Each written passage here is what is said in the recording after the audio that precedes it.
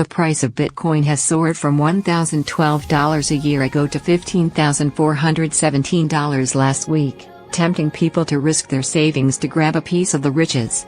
Regulators are reacting, but no law can protect everyone against their own bad judgment. What's Bitcoin? Remember the little girl who, 6 years ago, ran up a $1,400 bill on her mother's iPhone, buying smurberries on the Smurfs Village video game? The Smurfs are not real, and the smurberries weren't real. Bitcoin is like that. It's something you buy on the internet, and it stays on the internet, protected by a complex code. Bitcoin buyers are anonymous, so if you lose the code, you lose your coin. With that code, you can sell your Bitcoin, or watch it gain, or lose, in value. Who's in charge of Bitcoin? Nobody. A decentralized algorithm maintains it. The algorithm is supposed to keep the total number worldwide limited, so each coin maintains its value. But competing fake coins, like Litecoin and Ethereum, call this theory into question. Notice a word that is missing in this definition: currency. Bitcoin's supporters call it that. The people at Bitcoin.com say that what gives a Bitcoin value is a combination of utility as a currency and the fact that people desire and want to own them. But it's not a currency. Currency doesn't change much in value day to day. It is quickly and cheaply converted into similar currencies.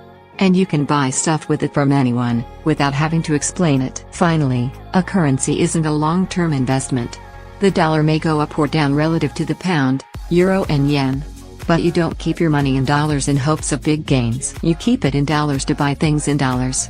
If the dollar increased 15-fold over a year, as Bitcoin has, that would be a crisis, not success. One clue that Bitcoin isn't a currency is that the people selling it online want to be paid in dollars.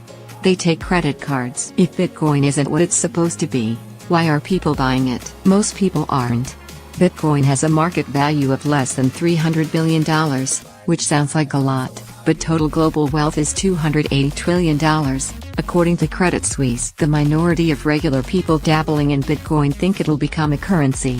They worry that the dollar, pound, euro and yen will fall victim to hyperinflation, as Western governments continually print more money. Or, they think that if they buy a Bitcoin today and sell it tomorrow, they'll make fast cash. They see stories like that of the teen who turned his modest bar mitzvah money into $500,000. So why do we let them? The same answer as in any bubble: the law is slow. Many Bitcoin sales are already illegal, the Securities and Exchange Commission warned in November. And the SEC has taken action, noting in one case that the company in question had been selling unregistered securities, and the digital tokens or coins being peddled don't really exist. But it's also illegal for someone to spam you, asking you to send all your money to your long-lost aunt in Nigeria, and people try every day. Many Bitcoin operators are outside of the West. Plus, though the financial system can't protect everyone determined to send his money to Ukraine via credit card to buy a fake coin, the financial industry, and its regulators, has taken steps to protect itself, and thus the rest of us. You can trade Bitcoin futures, a way of betting on the future direction of an asset, on traditional exchanges, but not without plunking a lot of actual dollars down to back those bets. This cash protects traders in traditional assets, like oil, from your potential bankruptcy.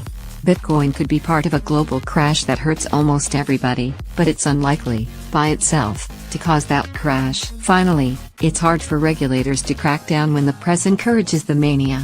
Leading financial pages, the New York Times, the Wall Street Journal, the Financial Times, have run multiple news articles describing Bitcoin as a currency, either virtual, digital or crypto. Bitcoin's hawkers were smart to use that word. As long as neutral observers use the same word, even while questioning Bitcoin's value, Bitcoin investors will think it's safer than it is. Words matter, and the wrong word can cost billions.